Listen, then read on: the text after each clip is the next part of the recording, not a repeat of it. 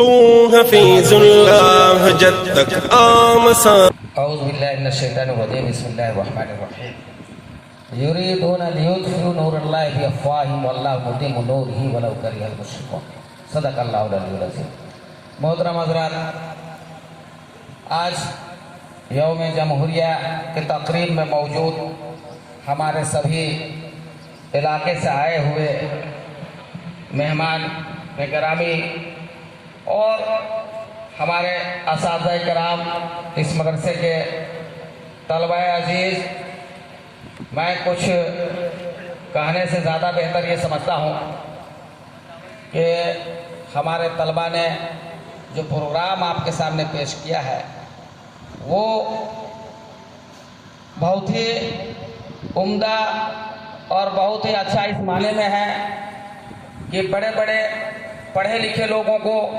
اگر موضوع کے تحت بات کرنے کے لیے کہی جاتی ہے تو موضوع کے تحت بات نہیں کر پاتے ہیں، لیکن الحمدللہ اللہ کا کرم ہے کہ ہر اساتذہ کی محنت ہے کہ انہوں نے اپنے بچوں کو، طلبہ عزیز کو اس موضوع پر موقع و محل کے لحاظ سے جو تیاری کرائی ہے اس کے لیے مبارکباد کے مستحق ہیں. ہم یہاں کے اساتذہ کرام جو مٹھی بھر ہیں ان کے اخلاص کو اللہ تبارک و تعالی قبول فرمائے. اور ایک بات جو آپ تمام عوام کو اور طلبہ عزیز کے سامنے میں یہ کہنا چاہتا ہوں کہ یوں ہی بے موقع ہم نے اس آیت مبارکہ کی تلاوت نہیں کی ہے. جو علماء حضرات ہیں یہاں پر اور جو عالم ہیں ان لوگوں کو یہ پتہ ہے کہ کس پس منظر میں اللہ تبارک و تعالیٰ نے یہ آیت مبارکہ کی نزول فرمایا کہ یریدون لیطفئوا نور اللہ بافواہہم. یہ نہنجار چاہتے ہیں اپنے منہ کے پھوکوں سے جو ہے اس چراغ کو بجھا دیں گے، لیکن اللہ تبارک و تعالیٰ نے اپنے مقصد بیان فرمایا کہ واللہ متم نورہ، ہر صورت میں ہر حال میں اپنی اس روشنی کو اللہ تبارک و تعالیٰ اپنے پیغام کو وہ دنیا میں پھیلا کے رہے گا، اسے مکمل فرما کے رہے گا، وہ کہ یہ چاہیں یا نہیں چاہیں. چونکہ یہاں پر شعر و شاعری کے ذریعے بہت ساری باتیں آپ کے سامنے آئی، لیکن یہ قرآن کے ایک ادنا طالب علم ہونے کی وجہ سے میں آپ کی توجہ قرآن کی طرف مبذول کراتے ہوئے کچھ باتیں عرض کرنا چاہتا ہوں. اسی میں دوسری آیت مبارکہ کے تحت اللہ تبارک و تعالیٰ نے ان کی کرتوتوں کے بارے میں پہلے ہی فرما دیا. وقال الرسول یا ربی وقال الذين كفروا لرسولهم لنخرجنكم من ارضنا او لتعودن في ملتنا. جو ہندوستان میں حالات چل رہے ہیں یہ چاہتے ہیں کہ یہاں سے مسلمانوں کو کھدیڑ دیں. یہ اللہ تبارک و تعالیٰ نے یہ ان کی منشا کو، قرآن چونکہ یونیورسل ہے، اسی کسی وقت کے ساتھ باندھ کے نہیں رکھا جا سکتا ہے کہ یہ فلاں وقت کے لیے نازل ہوا تھا، کیونکہ اللہ تبارک و تعالیٰ نے یہ قرآن پاک کو نازل جو فرمایا ہے وہ رہتی دنیا تک کے لیے فرمایا ہے. اور جو قرآن میں یہ یونیورسل بات کہی گئی ہے، وقت اور حالات کے تحت ان مسلمانوں کو ان چیزوں سے دوچار ہونا پڑے گا جس کے طرف ان کی منشا کو پورے ہندوستان ہی نہیں بلکہ پورے دنیا کے لوگ جو بھی مشرک ہیں، جو بھی خدا کو نہیں ماننے والے ہیں، ان کے منشا سے اوگت کرایا اللہ تبارک و تعالیٰ نے اس آیت میں کہ یہ تو چاہیں گے کہ یہ اپنی زمین سے تمہیں باہر کر دیں، یہ چاہیں گے کہ تمہیں اس زمین سے باہر کر دیں، لیکن اللہ تبارک و تعالیٰ نے مسلمانوں کو احساس کمتری میں مبتلا ہونے کی دعوت نہیں دی. ان کے اندر جب 313 تھے تب بھی وہ حوصلہ اور یہ فرمایا، اور جگہ جگہ پر مسلمانوں کو آگے بڑھنے کے لیے، صحابہ کرام کو آگے بڑھنے کے لیے اللہ تبارک و تعالیٰ نے ان کی قرآن پاک سے رہنمائی یہ فرمائی کہ جب یہ حالات تھے دور موسیٰ میں، جب یہ حالات تھے حضرت عیسیٰ علیہ السلام کے دور میں، جب یہ داؤد کے دور میں، تو ان حالات سے کس طرح سے ہم نے انہیں آزمایا اور کس طرح سے وہ دوچار ہوئے اور ہم نے انہیں کیسے کامیابی عطا فرمائی. یہ آپ کو سمجھانے کی ضرورت نہیں ہے، کیونکہ آپ ایک مسلمان ہیں، آپ یہ سمجھتے ہیں یہ جو چاہتے ہیں کہ ہم اپنی زمینوں سے نکال دیں گے، یا یہ چاہتے ہیں یا تو پھر تم ہندو ہو جاؤ تبھی ہم تمہیں یہاں پر رہنے دیں گے. دوستو आज हमारे उलमाए किराम आज बड़ी बेचैनी के शिकार हैं और मुसलमान जो एहसास कमतरी कभी मुब्तला कमतरी में भी मुब्तला है। शायद हमको लगता है ये बार बार कुछ बातें कहना, मेरी वफादारी का सबूत ले लो, हमसे वफादार कौन होगा और हम जो है ना यहाँ के हैं नहीं, ये सब बेकार की बातें हैं। इसलिए कि ये सरजमीन जिस दिन हमारे दरिया सिंध पर मोहम्मद बिन कासिम ने पड़ाव डाला और उसके बाद से जिन लोगों को पता भी नहीं था 3000 के लगभग फौज रहे होंगे, लेकिन अल्लाह तबारक व तआला ने पूरे हिंदुस्तान को उनको कब्जे में दे दिया। और उस वक्त से लेकर के ये हमें किसी को कहने की जरूरत नहीं है कि हमारी वफादारी का सबूत ये है तो हमारा इसका सबूत है, नहीं, हम हिंदुस्तान में रोज़े अव्वल से हैं,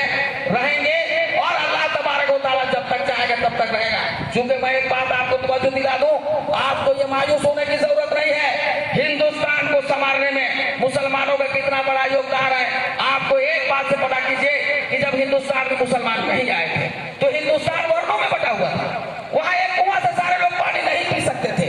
एक आदमी के बनाए हुआ खाना को सारे लोग नहीं खा सकते थे, मंदिर में नहीं जा सकते थे, अलग अलग उन लोगों की जात में बटे हुए थे। लेकिन जब हिंदुस्तान यहाँ पर आए, और जैसा कि एक बात और बता दें, हमारे नौजवान जो मोबाइल चलाने वाले हैं या हमारे नौजवानों के दिलों में अगर ये होगा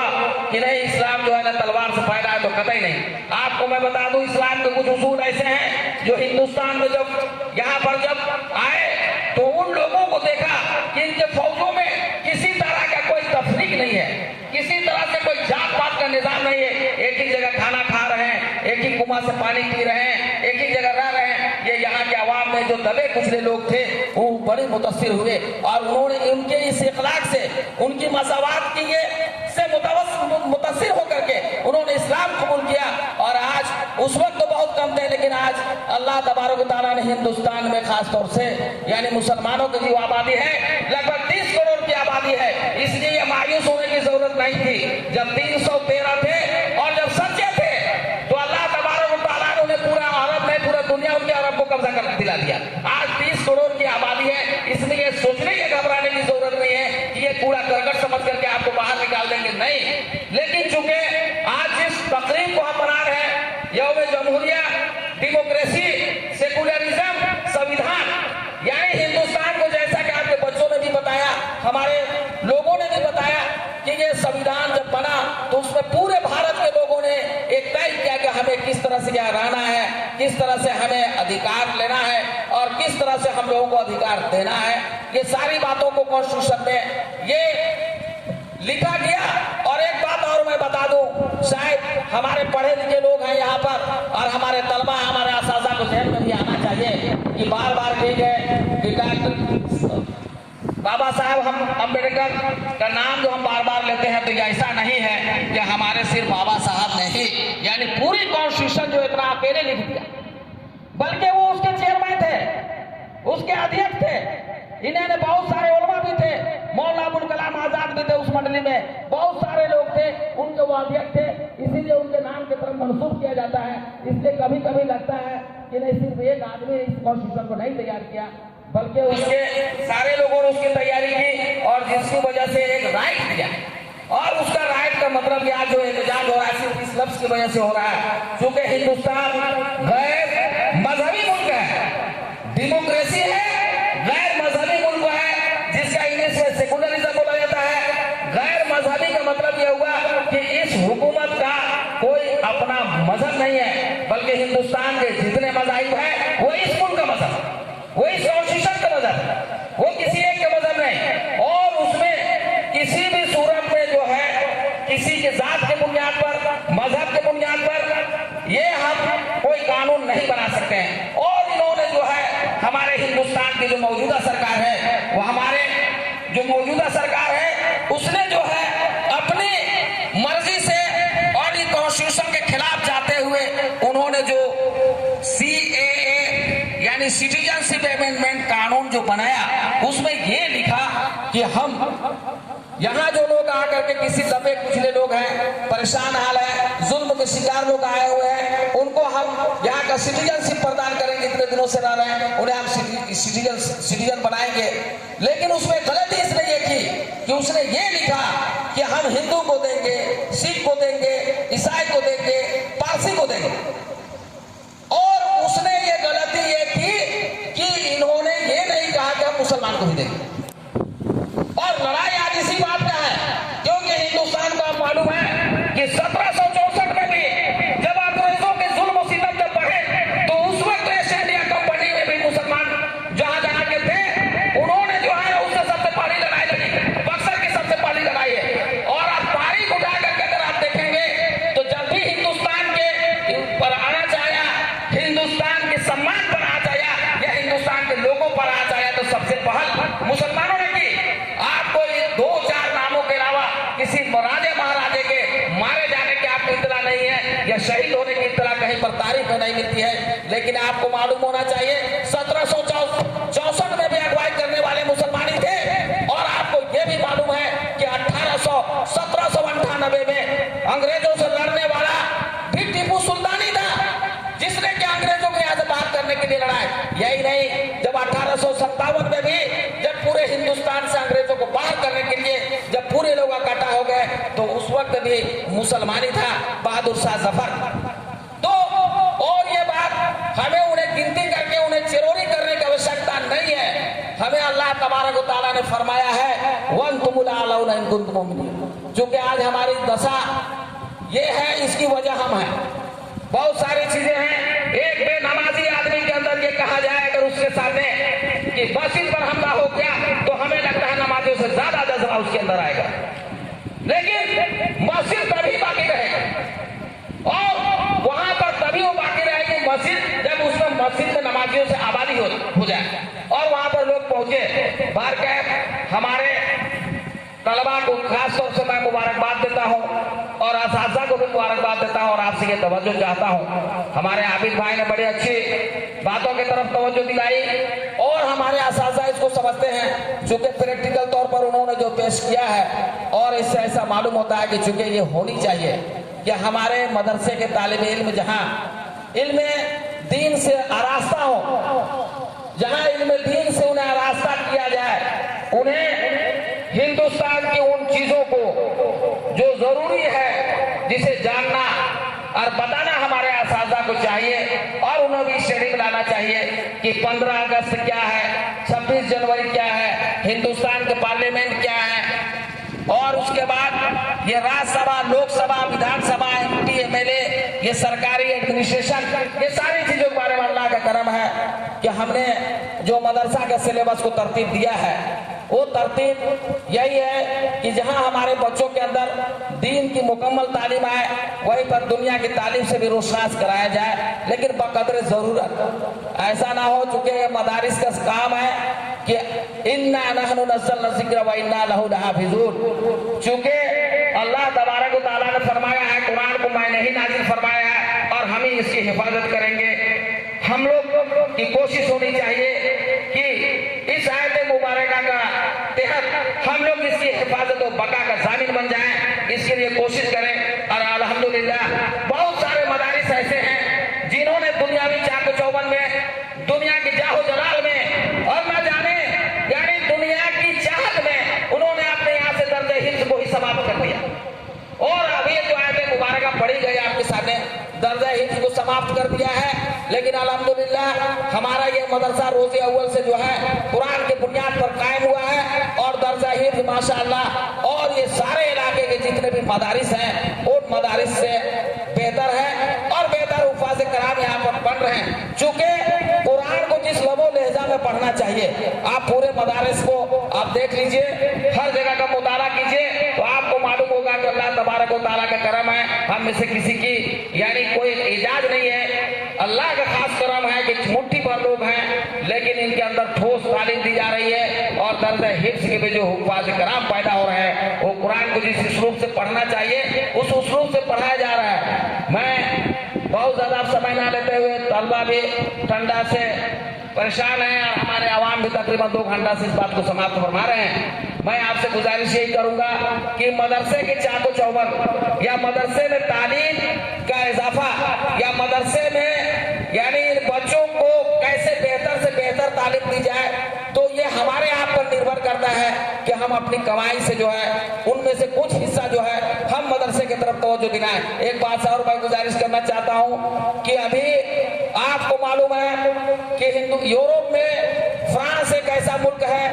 या यूरोप उंदलुस वगैरह की जगह ऐसी थी जहां पर मुसलमानों की बहुत यानी दिनों तक 800 साल तक हुकूमत कायम रही, लेकिन वहां से